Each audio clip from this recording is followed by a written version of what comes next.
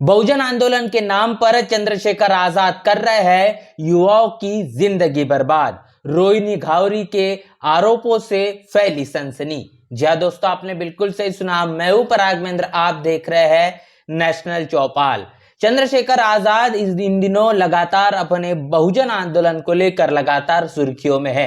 हाल ही में आपने देखा कि बहुजन समाज पार्टी के राष्ट्रीय अध्यक्ष बहन मायावती के जरिए तमाम जो बयानबाजी की गई है, जिसमें खासतौर पर आकाश आनंद के साथ साथ कई ऐसे बरसाती मेंढक वाले संगठन और उनके नेताओं की बात बहन मायावती के जरिए जो की गई है, जिसको सीधे सीधे चंद्रशेखर आजाद से जोड़ा जा रहा है।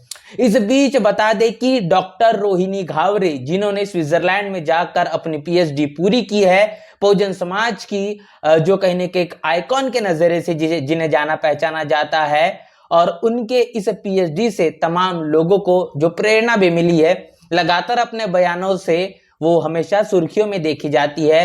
चंद्रशेखर आजाद को लेकर अनेकों प्रकार की टिप्पणियां हमेशा से ही रोहिणी घावरे इनके माध्यम से देखने को मिलती है। और फिर एक बार डॉक्टर रोहिणी घावरे ने ही ऐसा एक बयान दे डाला जो इस वक्त सोशल मीडिया में काफी ज्यादा वायरल है, जिसको लेकर चर्चाएं जमकर जारी है।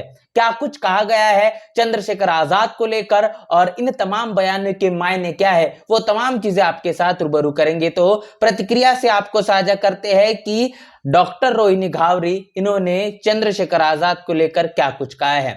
चंद्रशेखर आजाद को लेकर रोहिणी घावरे इनका कहना है कि ये नीच आदमी इस कलंक के साथ मरेगा जिसने बहुजन आंदोलन के नाम पर अपनी ही दलित समाज की बहन बेटियों की इज्जत मान सम्मान के साथ खेला। महापुरुषों के पवित्र आंदोलन के लायक नहीं यह। पिछले 10 सालों में समाज का एक अच्छा काम नहीं किया, इसने ना कभी कर पाएगा। बीजेपी की मेहरबानी से सांसद तो बन गया, लेकिन समाज का लीडर कभी नहीं बन पाया। अपने बयान में शुरुआती समय में सबसे पहले डॉक्टर रोहिणी घावरे इन्होंने ये कहा है कि चंद्रशेखर आजाद एक नीच आदमी है और ये एक कलंक लेकर मरेंगे, क्योंकि बहुजन आंदोलन के नाम पर इन्होंने दलित समाज की बहन बेटियों की इज्जत और उनके मान सम्मान के साथ खेलने का काम किया है। यहां तक कि तमाम बहुजन महापुरुष के आंदोलन के ये लायक बिल्कुल भी नहीं है जो मंजिले मुकाम तक पहुंचा सके। पिछले 10 वर्षों की बात की जाए तो चंद्रशेखर आजाद ने ऐसा कुछ बड़ा कर नहीं दिखाया या ऐसा अच्छा काम नहीं किया जिसको ये कह सकते हैं कि ये कहने की बहुजन आंदोलन के हित में है।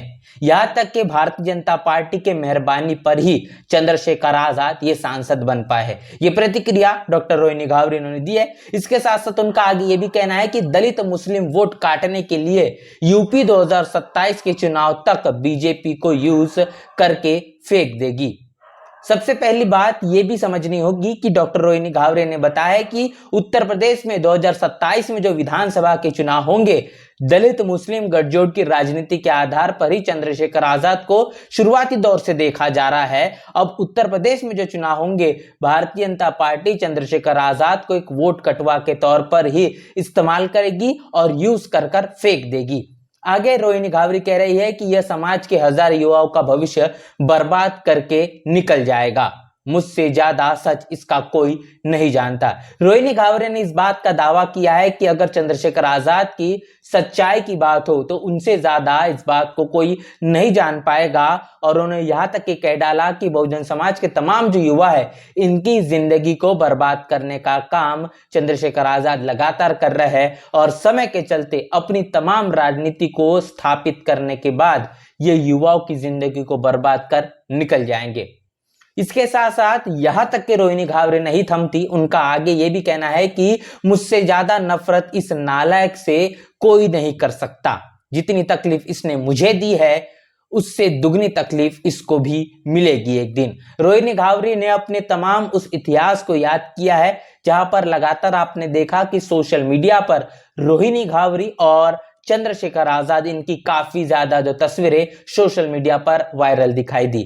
और कई मर्तबा रोहिणी घावरे इन्होंने खुद अपने तमाम सोशल मीडिया प्लेटफॉर्म से उन तस्वीरों को साझा कर अपनी आप बीती सबको रूबरू करने का काम किया है। अब उन्हीं तमाम चीजों को फिर एक बार याद करके उन्होंने कहा है कि ये जो व्यक्ति है, मतलब कि चंद्रशेखर आजाद है, ये एक नालायक है और इनसे ज्यादा मतलब कि चंद्रशेखर आजाद से जितनी नफरत रोहिणी घावरी करती है उतनी नफरत कोई नहीं कर सकता।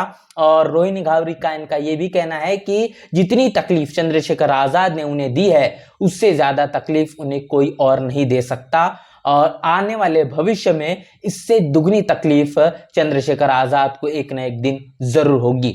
एक बात और भी कही गई है कि एक सच्ची औरत का जीवन बर्बाद करने की सजा इसको एक दिन जरूर मिलेगी, मुझे उसी दिन का इंतजार है। यहाँ पर लगातार इंतजार को लेकर उन्होंने कहा है कि रोहिणी घावरी, इनका मानना है कि एक ऐसी औरत, सच्ची औरत, जिनकी जिंदगी को बर्बाद करने का काम जिस तरीके से चंद्रशेखर आजाद ने किया है, इसका खामियाजा वक्त के मुताबिक उन्हें जरूर भुगतना होगा और उसी दिन का वो बेसब्री से इंतजार कर रही है। उन्होंने इस तारीख को भी आज साझा किया है, 3 जून 2021। इस तारीख को उन्होंने अपने जीवन का सबसे मनहूस दिन बताया है।